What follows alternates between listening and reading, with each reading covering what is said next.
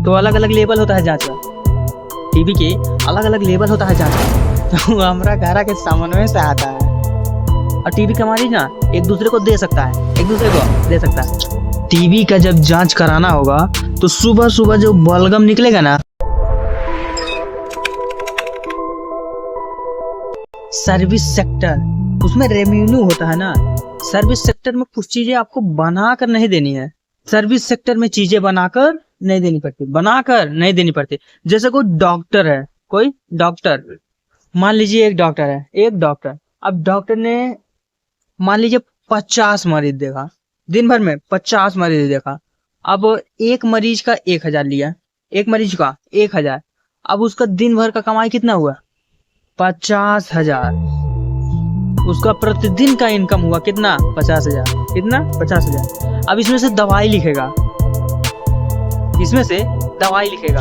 अब दवाई में 50%, दवाई में 50%। आप खून निकाल कर जांच कराइए, उसमें भी आप MRI कराइए, उसमें भी उसका 50%। ECG, अल्ट्रासाउंड, कौनो ना कौनो मशीन से जो उस पर कुछ भेजेगा।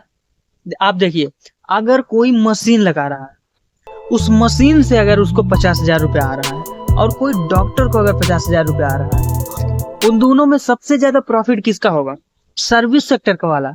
सर्विस सेक्टर वाला, सर्विस सेक्टर वाला बस ऐसे देखेगा और तो उतना मतलब नहीं आएगा। लेकिन अगर कोई एक्सरे लगाया है तो पहली बात तो एक्सरे में 2 जनी चाहिए, एक ठो टेक्नीशियन, एक डॉक्टर, टेक्नीशियन, डॉक्टर, और बिजली खाएगा अलग, सबका अलग अलग लेवल होता है।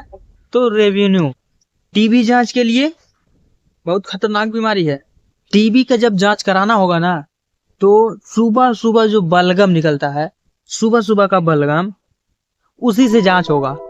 आधा घंटा का डिले नहीं होना चाहिए, अदरवाइज जितना जल्दी जांच होगा तब पता चला कि खाना वाना खाकर उसके बाद थूकिएगा तो उसमें क्लियर पता ही नहीं चलेगा, उसमें क्लियर नहीं पता चलेगा। एकदम भूखले, एकदम सुबह में वो करते जाकर जांच कराइए। सब बीमारी का अलग अलग लेवल होता है जांच कराने का, और टीबी है तो जांच जल्दी कराओ। कोई भी हो, अगर आपके पास आता है, अगर उसको टीबी है तो वो आपको भी दे देगा। एक तो विद्यार्थी था, 10-15 दिन बाद आया, तो हम बोले कि इतना लेट क्यों किए, काहे नहीं डेली आते हो? कहा सर जांच कराने गए थे, टीबी है ना हमको। डेली आकर हमारे सामने से डाउट पूछता था, सामने से डाउट पूछता था।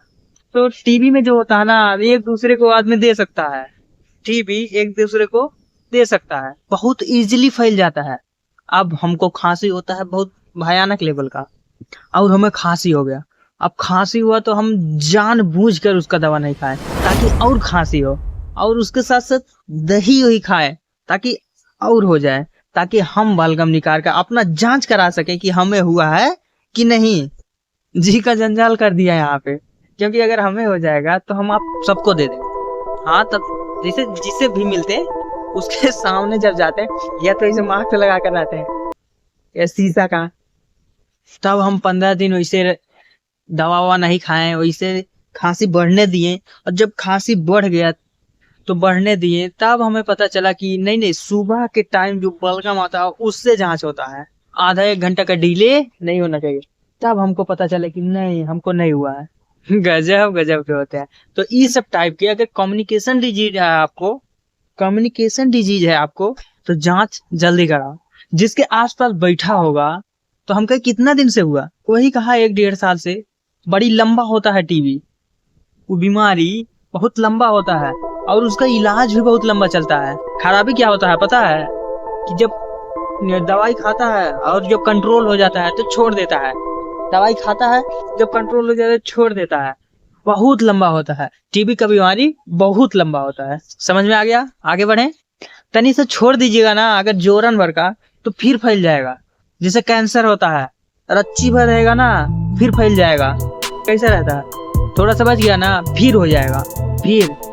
तो ऐसे टीबी भी है, थोड़ा सा बच जाएगा ना, मौसम गड़बड़ाएगा फिर हो जाएगा।